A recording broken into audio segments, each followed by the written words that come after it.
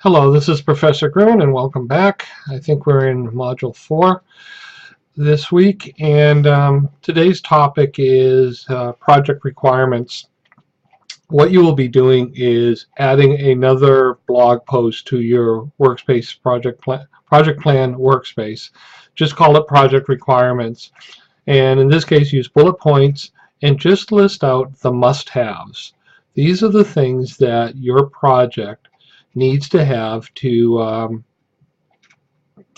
be what it is the customer, what everybody expects it to be. Phil Simon has two other videos. One's about 8 minutes and one's about 6 minutes, detailing some of those questions from his perspective. And it's really easy when you share a class and that you have the content from that's come over several semesters that you go, which videos do you keep and which videos don't you keep? These two videos Phil has done, I keep using because they just really show the point. And what I'd like to do is talk about project requirements real quickly from a practical, couple of practical projects I recently had. So after 18 years, my washing machine died. So it happened on a Saturday morning, and we were in crisis mode, and we didn't have much time to plan this project. It kind of got thrown on us. But what we did very quickly, probably as we were driving to Lowe's, is decided the requirements. And quite honestly, my wife already knew a couple of them from her own experience working with the washing machine that we had. So first of all, the requirement for me was it had to be a Maytag. I really didn't, I'd be hard pressed to want something other than a Maytag because my parents had Maytags and they worked for well over 20 years. The washer and dryer the washer that just broke was 18 years old and it was a Maytag. And so that was an important requirement to me, and it's very functional. It came from, really wasn't a technical design issue as much as I knew the brand that I wanted based on past experience. The other thing my wife really wanted, and it was really a functional requirement, is that she wanted to be able to wash a quilt, a heavy big blanket. We got this big king-size bed with a duvet cover and duvet and all of that stuff. And our existing, and then she also has horse blankets and lots of large stuff. So it was a requirement for her to be able to wash large quilts and blankets. And I'm sure a lot of you women, sorry for the stereotype, but I can really appreciate and relate to that. The other requirement that we had is we really wanted to get it now. We wanted to be able to. It was Saturday. We had a wet load of laundry in our existing one that we had to take out and put into the sink, and we needed to get this quick. We couldn't wait, so it had to be a pretty quick delivery. So hopefully we were going to get this thing on Sunday so we could be doing our wash. So Maytag had to be able to do large duvet covers and things like that, had to be able to deliver it quickly. So time was an issue and a constraint for us, and probably finances. I probably could have been, I really wanted to make sure I spent under $2,000. If I had to go to 3 or more than that, I could have been hard pressed to, but you really better you better have had a really good reason for the budgetary increase. So and I knew I didn't want the cheapest one. I knew I didn't want a small one, and we had definitely outgrown the one that we had for so long.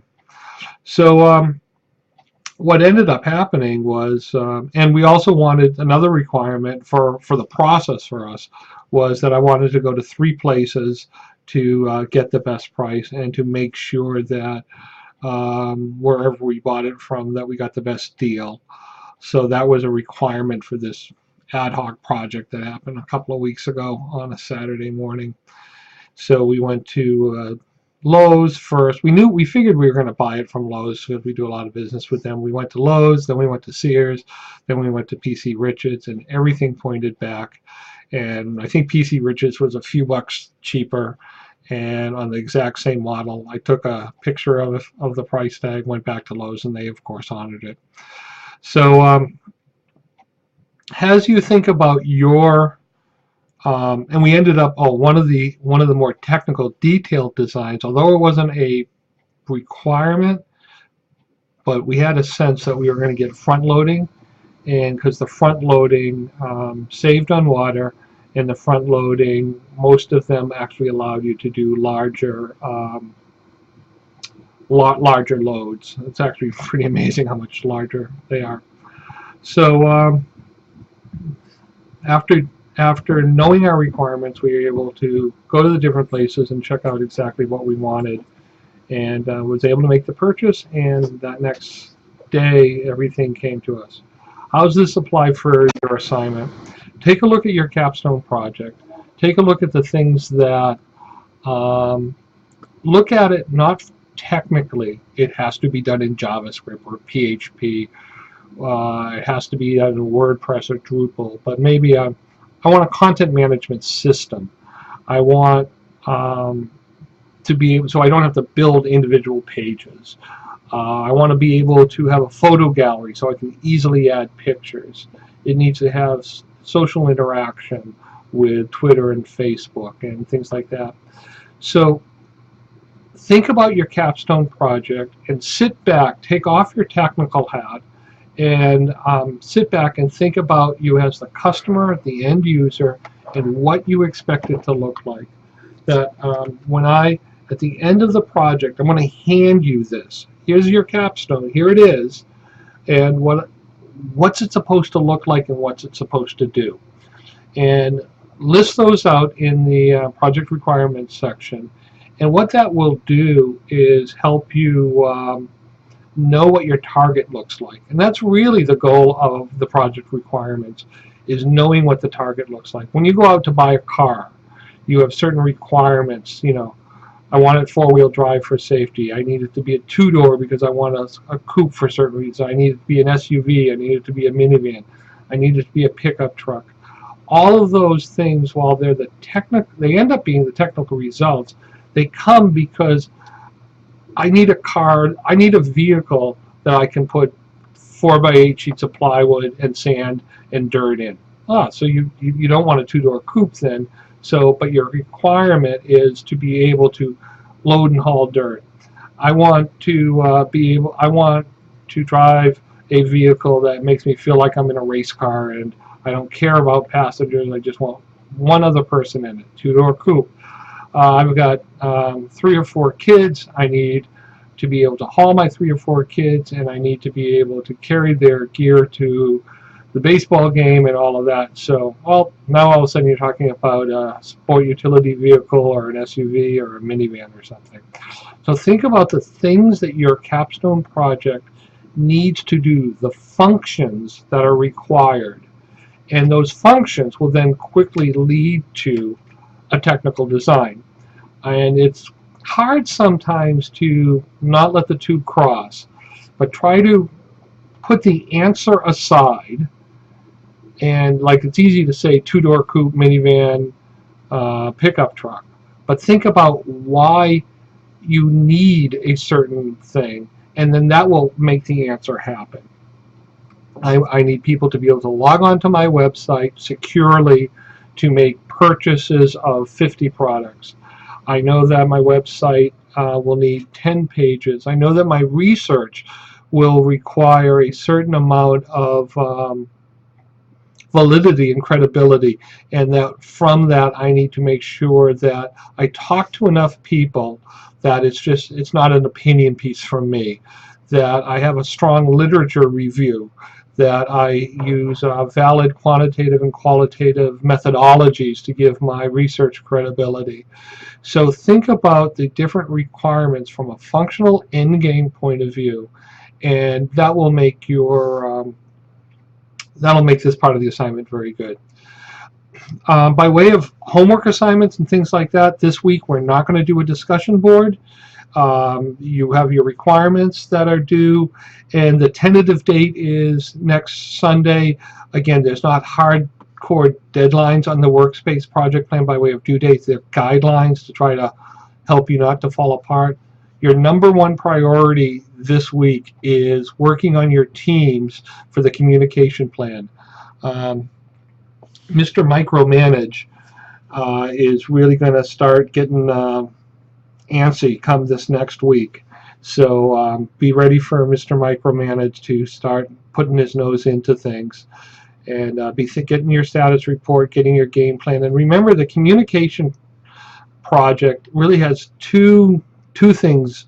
One is the end result, is what is that plan, that sizzle plan, that great plan that you're going to give to the Mr. Big Boss to say, this is how we're going to improve and promote good communication in our company. But also, you will be required to talk about, at the end of this, you'll be required to talk about the process you went through as a group, and what planning techniques, what planning tools, what approaches did your team use that worked and what didn't.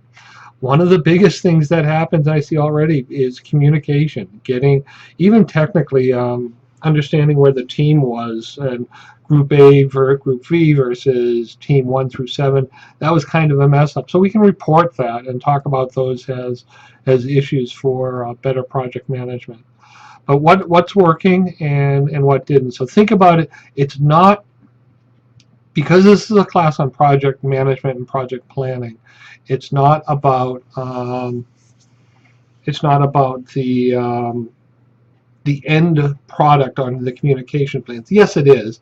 It's also about the process. Oh, one other thing I meant to do, and I'll write it down, is to your project definition, please add start date and end date. Start date could clearly be the first day of this class, because that's when your planning started. Maybe you already started, some of you, earlier, and the end date of your project is whatever day that your 601 class, so just put the month that you will be finishing your 601, or put your graduation date, or 2 weeks before graduation. That's your end date. So please add that to your project definition, and I'll make a statement on that as well. I hope everybody's doing well. I hope you're enduring the cold. It's almost 10:30. Wife and I are going to go to the gym. I got this module open for you to look at, and then when I get back this afternoon, I am going to pound on all of the project plan workspaces, and I'm going to pound on the discussion threes and the communication tips, and see where you've done. I've already graded some of the project management comparison papers that have been turned in. Excellent writing. It's a joy working with all of you students at Quinnipiac. The level of quality, and the level of intensity, and the level of professionalism you all bring to this program, this class, is humbling to me. Many of you I could take a class from. So we're both teachers and learners in the same journey. So I think we're making good progress, and I'm happy with the papers that I've read, because what's been interesting is watching the growth. And I think that this class helps break some of the stereotypes and some of the negative actions and attitudes towards project management, that the baggage we all come with. And that's one of the healthy things I love about this class for me personally, is I always get to kind of say, it's not as bad as some of the junk I've gone through. And also, the end result is you, by the end of this class, by May, you will have a really good handle on the work that you will need to do, more than, oh, I got this idea for a capstone. You'll really know what your target's going to look like. And that's what all these assignments are, is to help, you plan your work, then you work your plan. A little cliche-ish, but it's true. have a great day. Keep in touch. If there's anything you need of me, send me an email, and I try to get back to you 24 to 48 hours, depending on how crazy and busy my projects are. But hope everything's going well. Thanks.